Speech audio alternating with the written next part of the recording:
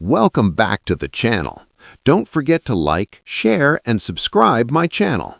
Today, we'll explore how to create a business social media visual using pixel aspect ratio in Photoshop.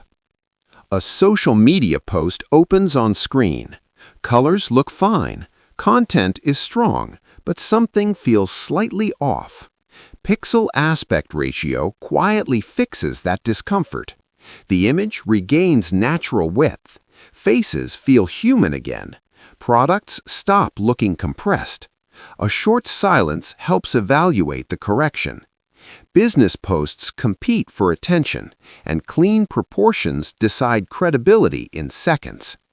Text placement is reviewed carefully. Spacing